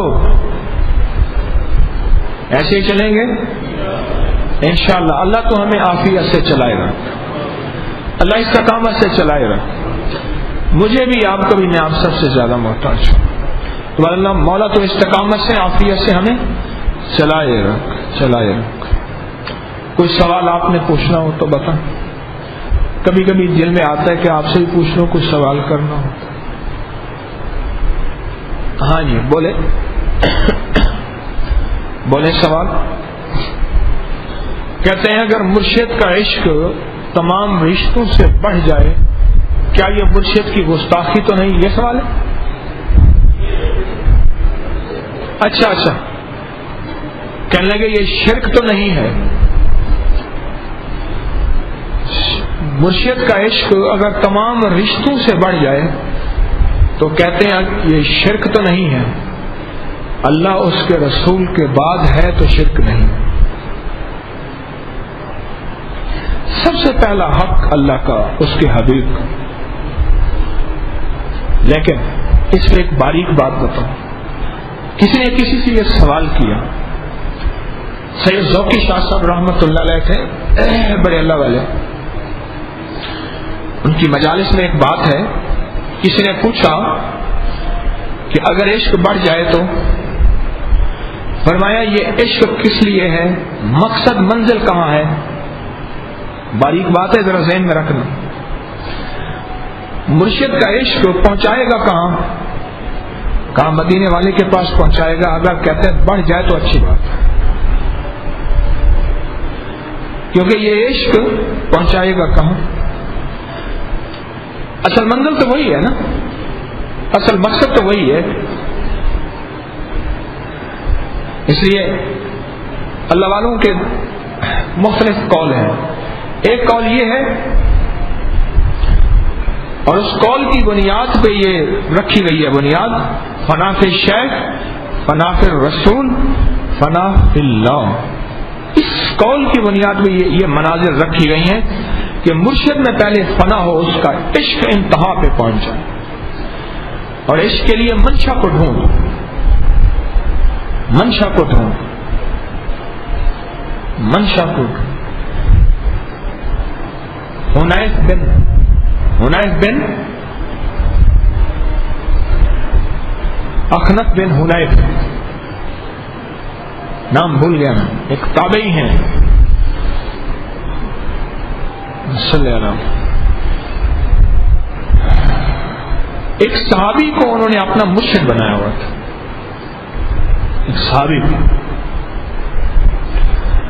چھوٹے صحابہ بڑے صحابہ کے ساتھ تعلق رکھتے تھے اور تابعین بڑے بڑے صحابہ کے ساتھ محبت اور پیار کرتے تھے.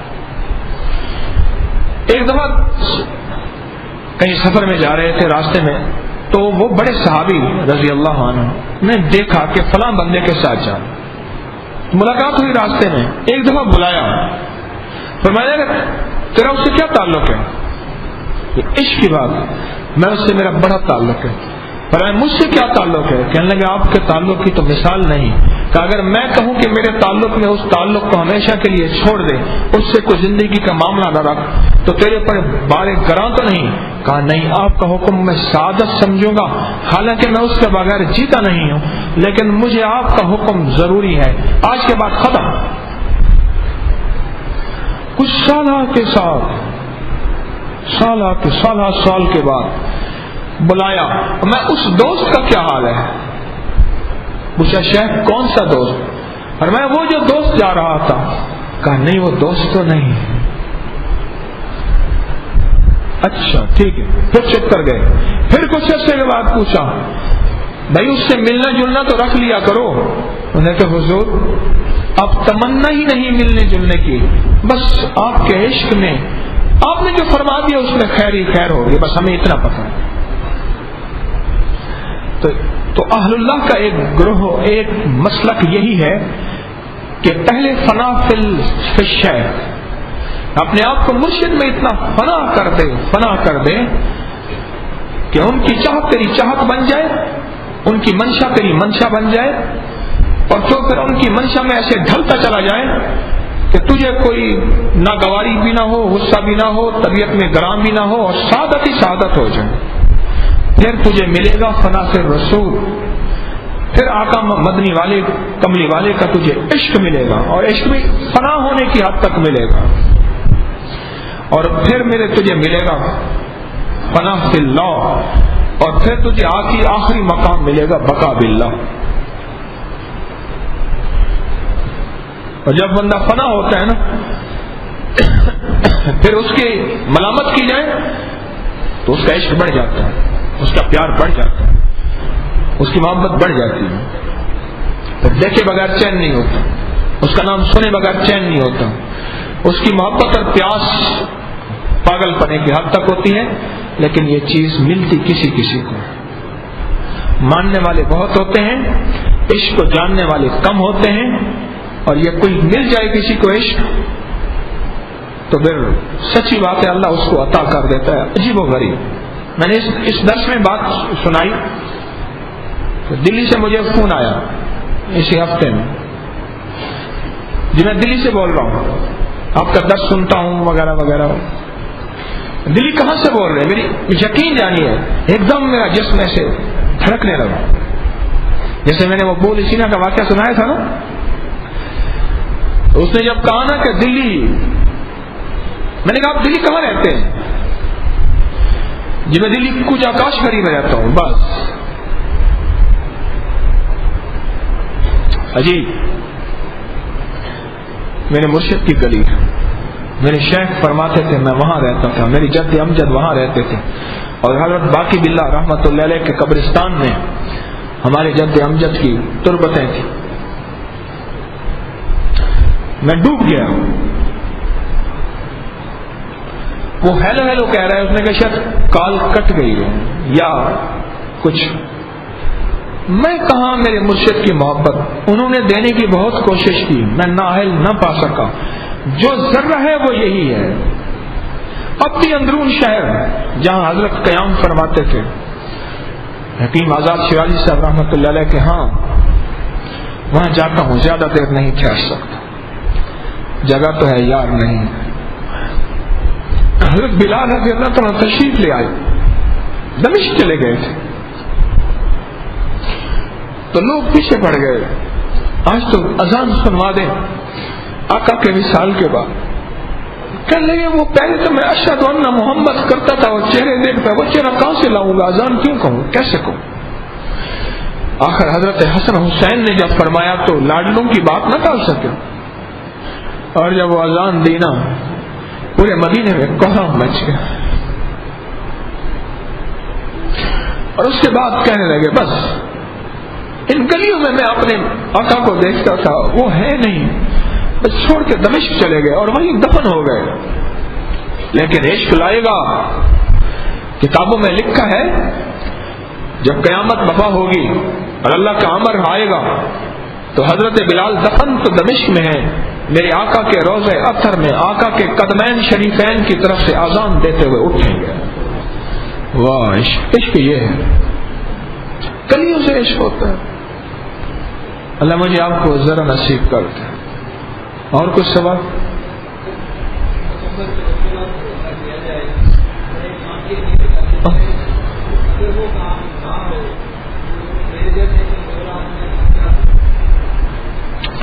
سوال یہ انہوں نے کیا کہ اللہ جل شانہ کی رحمت میں مکمل توکل اور بھروسہ کر لیا جائے، بھروسہ کرنے کے بعد بھی وہ کام نہ ہو تو کہنے لگے مجھ جیسا کمزور آدمی کیا کرے۔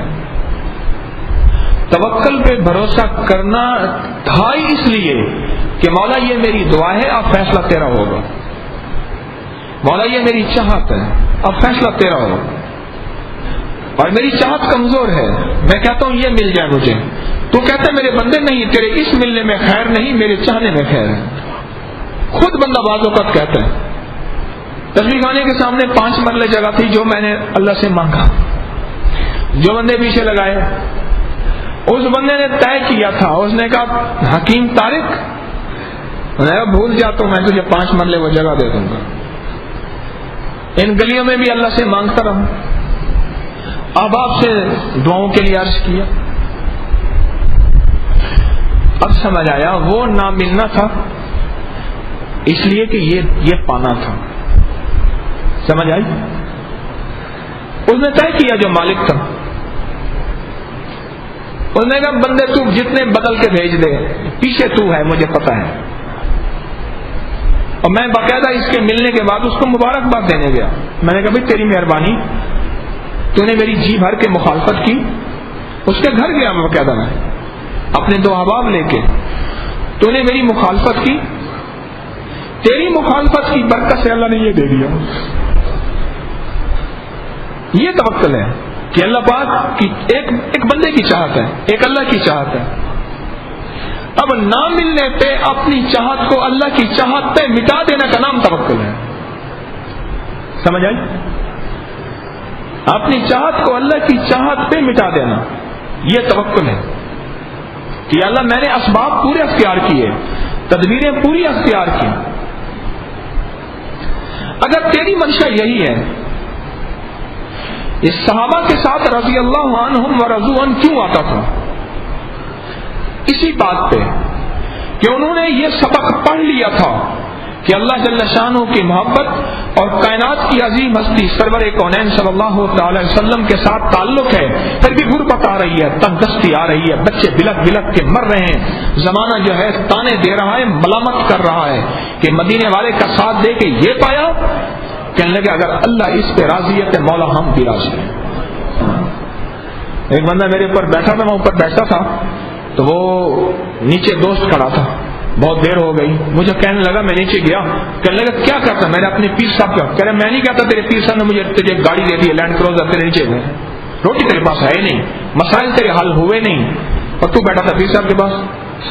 صحابہ کے ہاں یہ حالات آئے تھے، آئے نہیں تھے؟ اور سامنے ہستی کون سی تھی جن کے سامنے تھا؟ فرمایا حکم فرمائیے اس اود پہاڑ کو، میلوں لمبا اود پہاڑ ہے، ہم سونے کا بنا دیں، آپ کے ساتھ چلے گا۔ ہستی وہ ہے جس کے سامنے کائنات کے خزانے کھول کے رکھ دیے، اور غربت کی انتہا یہ ہے کہ بکریوں کی طرح، میمنیوں کی طرح پخانہ آتا تھا، صحابہ کرام فرماتے تھے، پتے کھاتے تھے، بچے ماؤں کی چھاتیوں پہ بلک بلک کے جان دے دیتے تھے، ماؤں کے پاس دودھ ہو کھائیں تو دودھ بھی آئے۔ یہ غربت کی انتہا تھی، مظلومیت کی انتہا تھی، تلواریں نہیں تھی، کھجور کی چھڑیاں تھیں، گھوڑے نہیں تھے، اونٹ نہیں تھے، افراد نہیں تھے، بچوں سمیت 313 تھے۔ یہ قسمہ پرسی کی انتہا تھی۔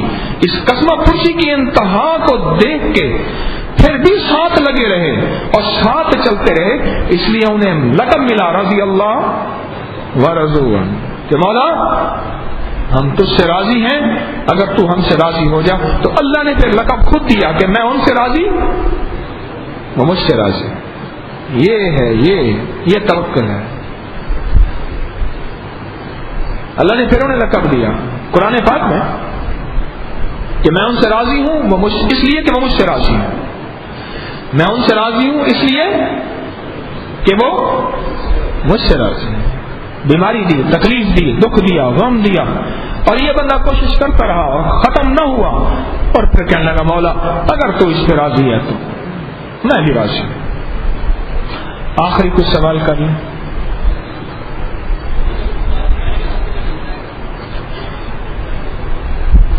ہاں جی، آج مجھ سے سوال بھی ممی ڈیڈی کر رہے ہیں. اصل میں بوڑھوں کو ضرورت نہیں کیونکہ انہوں نے مقامات پا لی ہیں، جوانوں کو ضرورت ہے.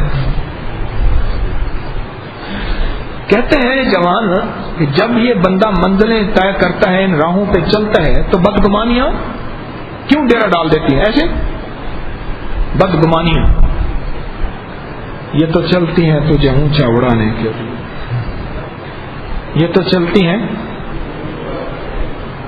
تم دیے باد مخالف سے نہ گھبرائے عقاب، تم دیے باد مخالف.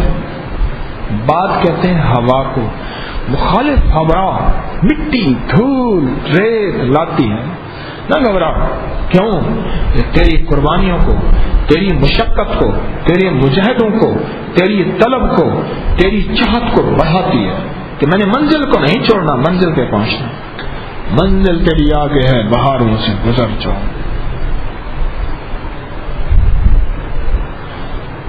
یہ تیرے لیے امتحان ہے. وساوس امتحان ہوتے ہیں. جو وساوس کے امتحان میں کامیاب ہو گیا نا وہ بڑی منزلیں پا جاتا ہے. وساوس، شک، شبہ. میں نے ایک دفعہ ایک بندے کو ایک چیز سے روک دیا. آپ کو عجیب بات سنی، اس کو اس میں نفع تھا. میں نے کہا نہ کرو. اس نے نہ تو کیا لیکن میں نے محسوس کیا کھچا کھچا سا. میں نے دانستہ پرواہ نہیں کی. مجھے احساس ہوا، میرا احساس غلط بھی ہو سکتا ہے. کچھ عرصے کے بعد مجھے کہنے لگا، بہت عرصے کے بعد آپ کی بات مجھ پہ کھلی ہے، جو آپ نے بات فرمائی تھی وہ سچ تھی، لیکن ایک بات ہے مجھے معاف کریں، میں اتنا صاف سے بدگمان رہا اور آپ میرے دل میں آپ کے لیے وساوس ہی وساوس ہے. لیکن جب حقیقت کھلی ہے کہ آپ نے مجھے اس سے روکا تھا، اس میں واقعی میرے روکنے میں خیر تھی، اس وقت تو اتنا نفع تھا. اب سمجھ آئی کہ اوہو، میں نے کہا اندیکھے سودے کر لیتا تو فائدہ ہوتا، اندیکھے سودے کر لیتا تو فائدہ ہوتا. دیکھے سودے کیے، فائدہ ہو گیا، مزہ نہ آیا. دیکھے سودے کیے، فائدہ ہو گیا پر مزہ نہ آیا.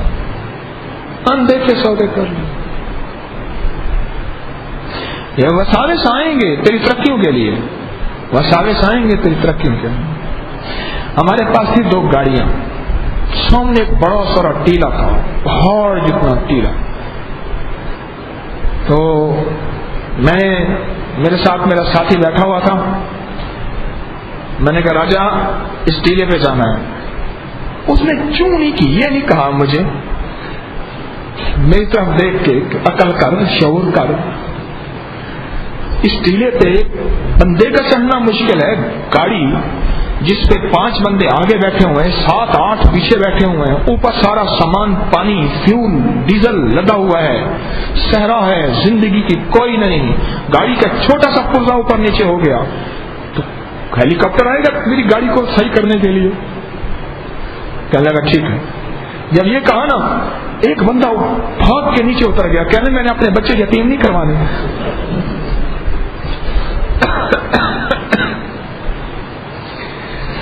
اس نے گاڑی کو ریس لگائی، گھما کے لے گیا، گاڑی ریت میں دھس گئی. اچھا پچھلا جو تھا وہ بھی دیوانہ تھا. اس نے کہا ٹھیک ہے جتنا ویسی لوگ کئی سمے سے دکھا چاہیے.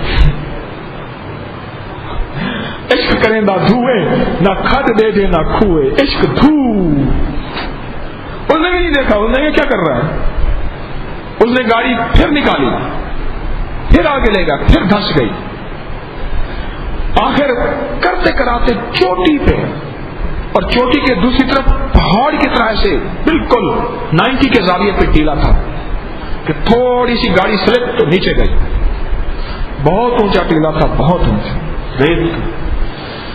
اوپر جب گئے تو اوپر سے میں نے دیکھا وہ بندہ نیچے کھڑا ہوا تو جس نے کہ میں نے بچے یتیم نہیں کرانے. عشق میں وسوسے ویسے آتے بھی نہیں ہیں, سچی بات بتاؤں. عشق زیادہ ہو جائے نا پھر وسوسے ختم ہو جاتے ہیں. اور وسوسے آتے بھی رہیں تو اس کی طرف دھیان نہ کرنا خود علاج ہے. یاد رکھیے, دھیان نہ کرنا علاج ہے. عشق میں وسوسے نہیں آتے, آئے بھی صحیح تو دھیان نہ کریں. اللہ میری آپ کی حفاظت ہے, دنیا کی آخرت کی بھی حفاظت فرمائے.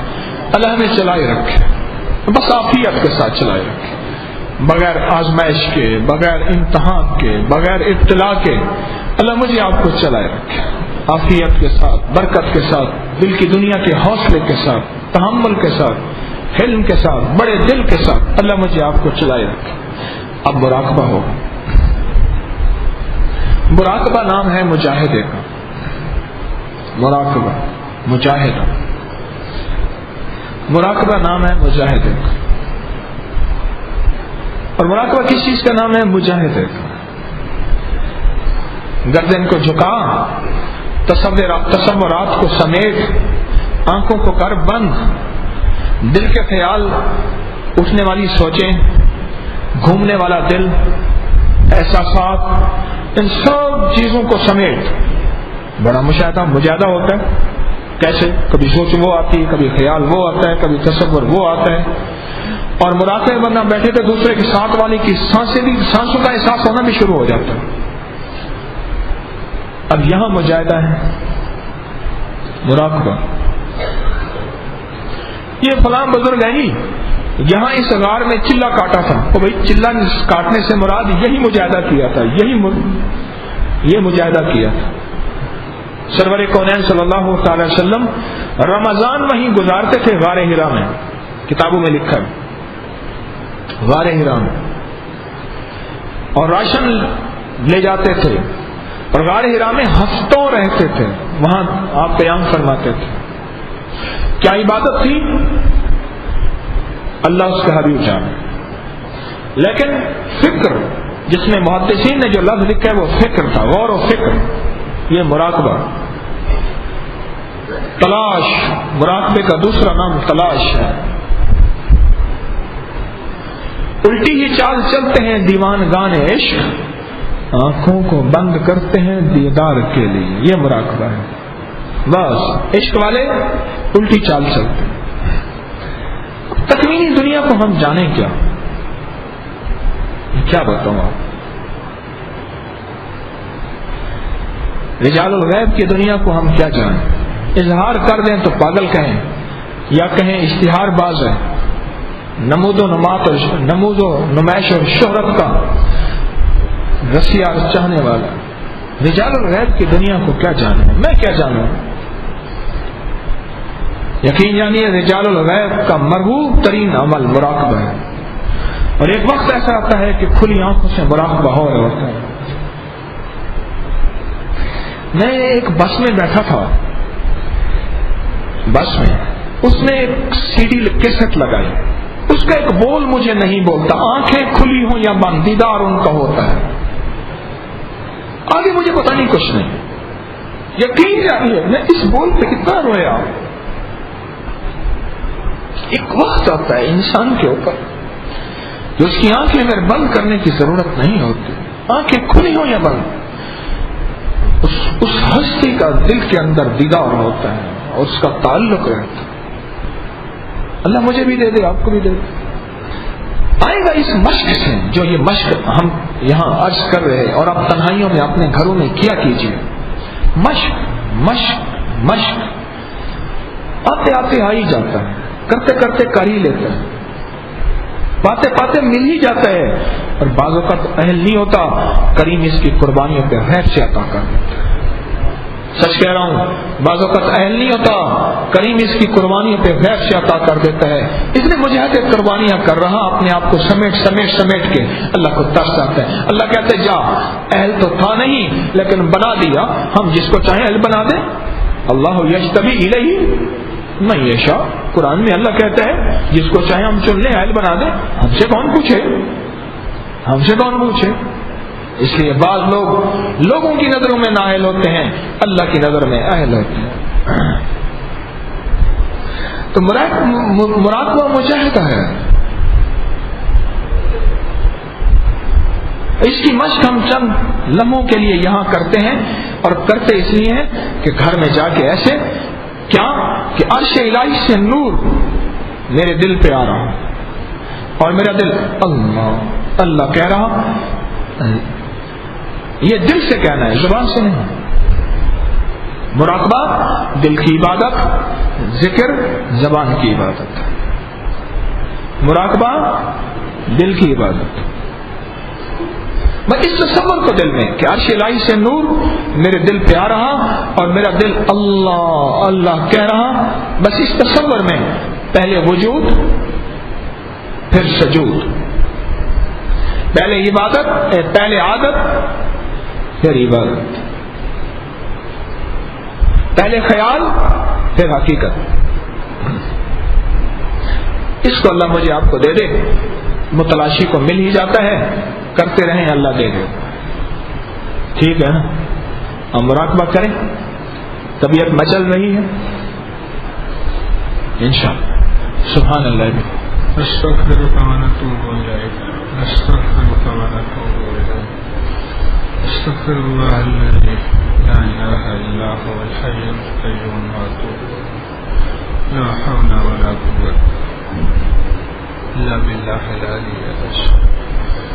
کرم کے دروازے کھولتے ہیں، اپنی ذات کی معرفت 100% عطا، اپنی ذات کا تعلق عطا، اپنی ذات کی محبت عطا، اپنے حبیب مدینے والے کی سچی محبت، سچی اتباع اور سچا عشق عطا.